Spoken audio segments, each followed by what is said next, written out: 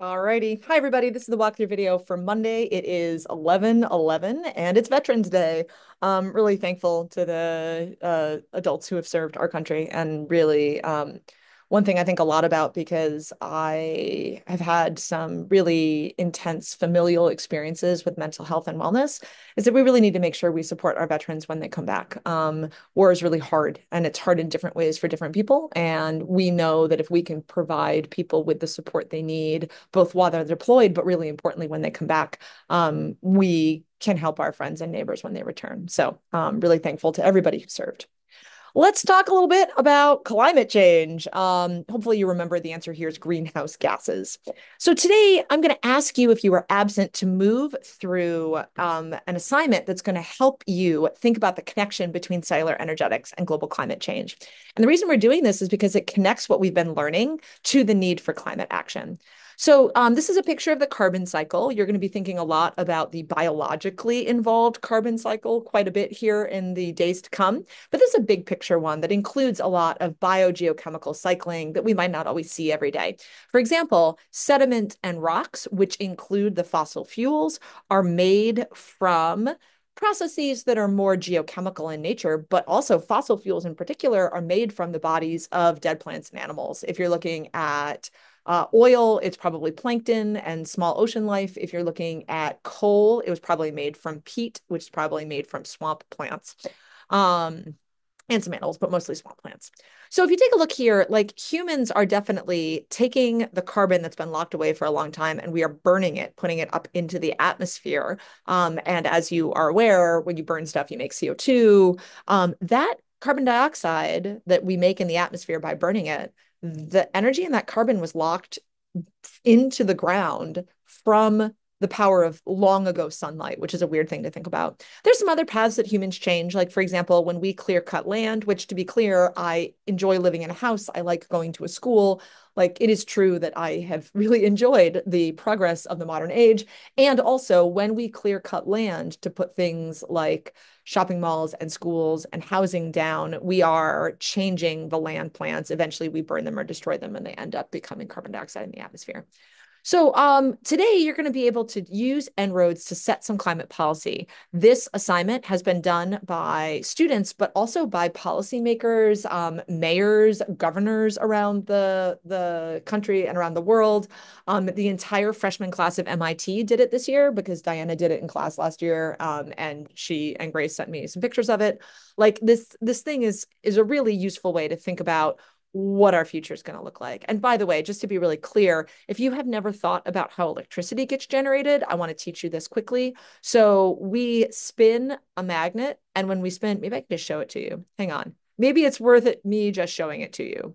I want the generator. Thank you. All right. I'm going to turn the water on here. There we go. So we spin a magnet near a coil of wire. And when we do that, the electrons move through, and you can see this is alternating current. This is why when you plug your phone in or when you plug your computer in, there's generally a little box between the computer and the wall in the charge cord. And that little box converts alternating current to direct current, which is what your electronics typically run on. So that we do this, we've done this for a long time when we dam rivers and then allow the water flows from those rivers to go over a spinning magnet.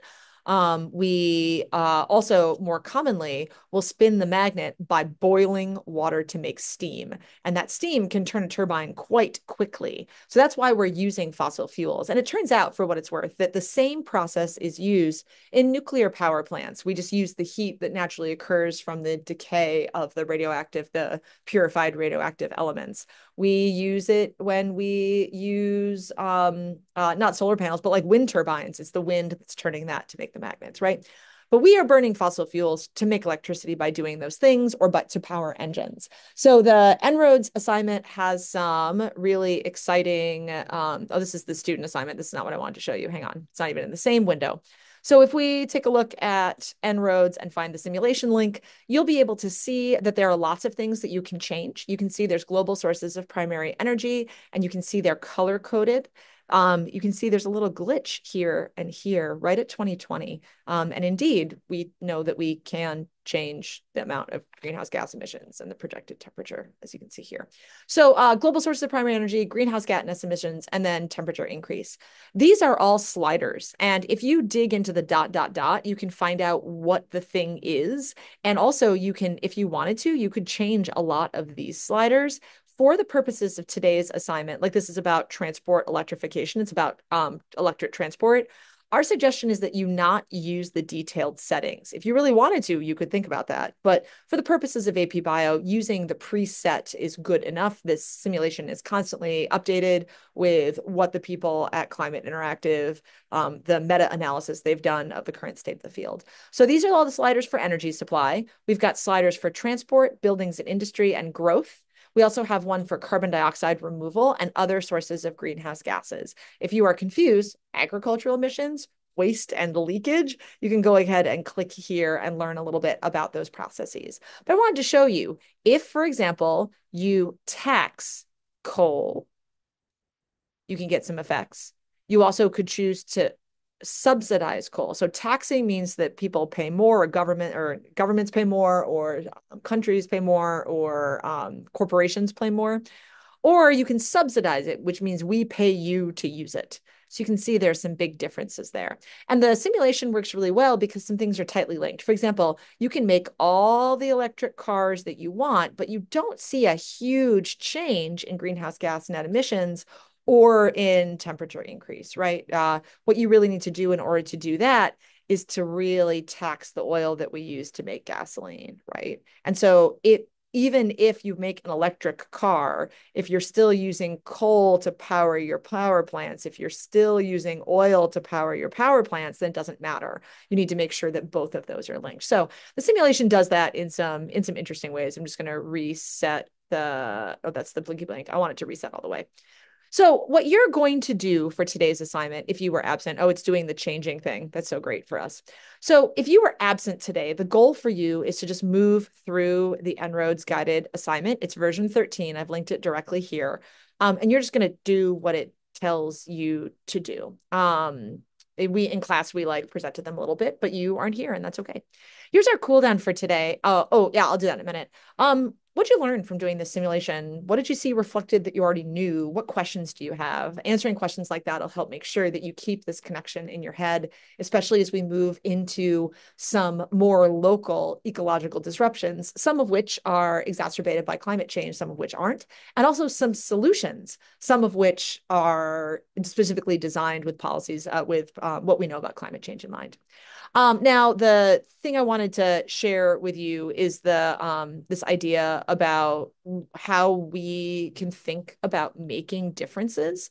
There are lots of different interesting ways that we can think about making differences. This is going to be important because you're going to be setting a policy about climate.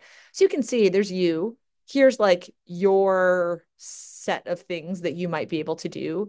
This says social network, but it doesn't mean social media. It just means within the people places that you find yourselves. This is organizational, this is public, and this is cultural, right? And so depending on who you are, maybe you grow up and the thing that you do that my mother did and that my friend's dad is doing, maybe you are the personal caregiver in your family, right? And you are the primary parent in your family. What an awesome opportunity to think about helping young people understand the ways that we can make a climate impact and how the choices we make and also the ways that we support different policies can make a really big difference.